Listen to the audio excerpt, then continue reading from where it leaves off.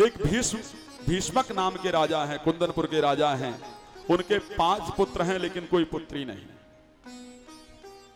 एक दिन नदी में स्नान कर रहे थे, कमल के पुष्प के अंदर एक पुत्री मिली। वो पुत्री कौन है?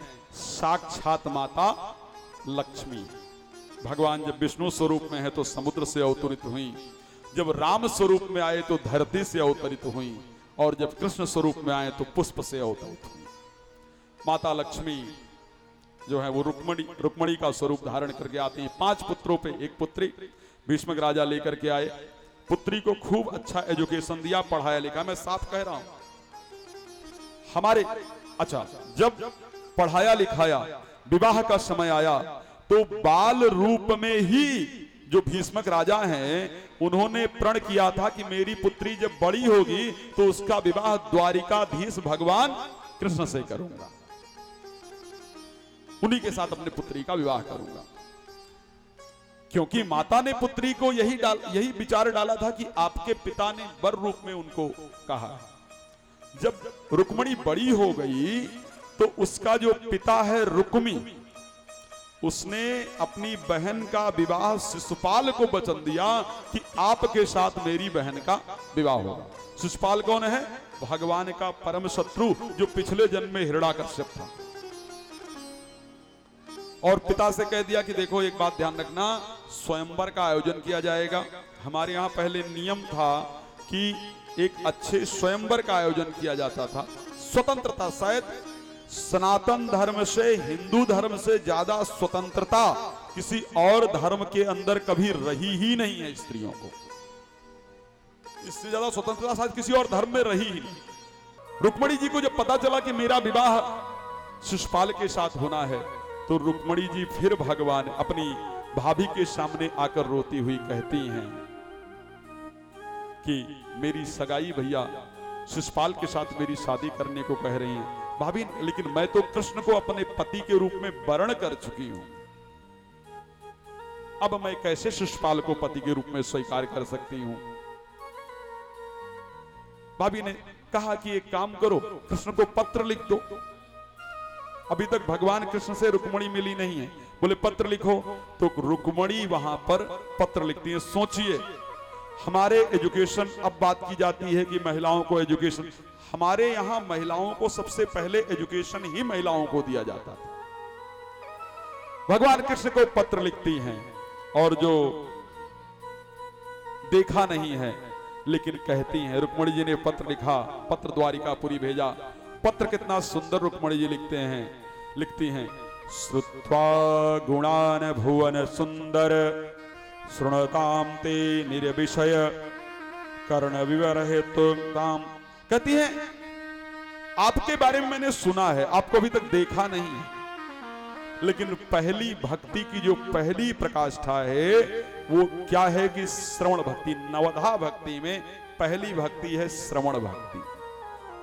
रुक्मणी लिखती कि मैंने आंखों से नहीं देखा, केवल आपके बारे में सुना है। आप सोचेंगे कि आखिर ये कौन है जो मुझे पत्र लिख रही है? ऐसी कौन सी नारी है जो आपके बारे में एक बार आपकी झांकी को सुन ले और आपको नहीं चाहे? आप पधारिए, मुझे लेकर के जाइए। जो वस्तु सिंह को मिलनी चाहिए वो सियार को मिले, ये बेहतर नहीं है। मैं शिशुपाल के साथ अपना विवाह नहीं करूंगी।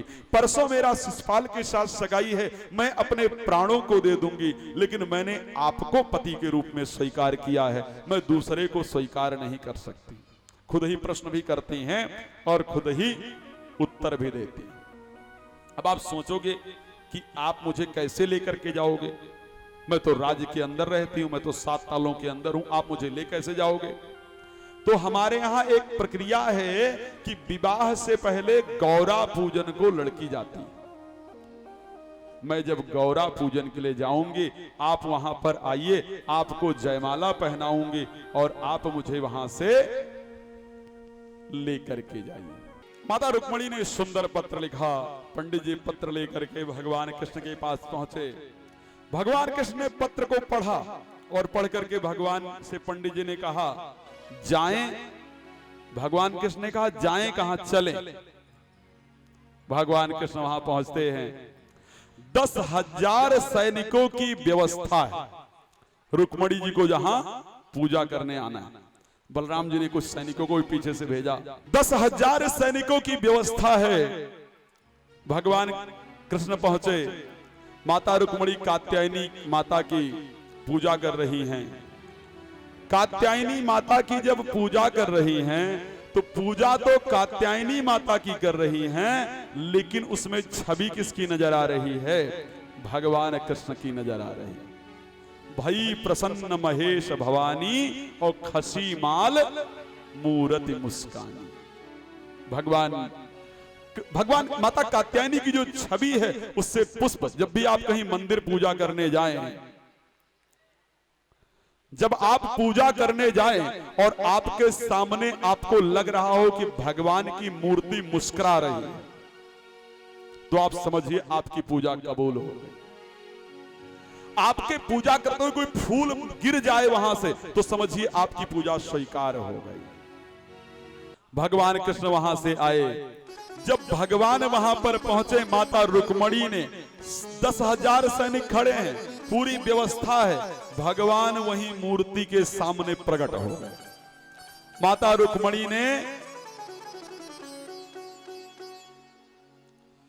भगवान कृष्ण वही प्रकट हो गए और भगवान के प्रकट होते ही माता रुक्मणी ने उनको जयमाला पहनाई।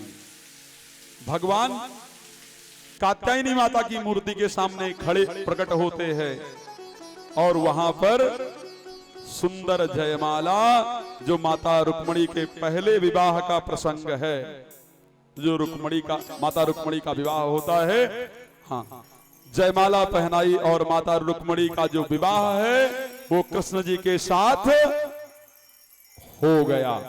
बोले भगवान कृष्ण की, बाल कृष्ण भगवान की जय हो।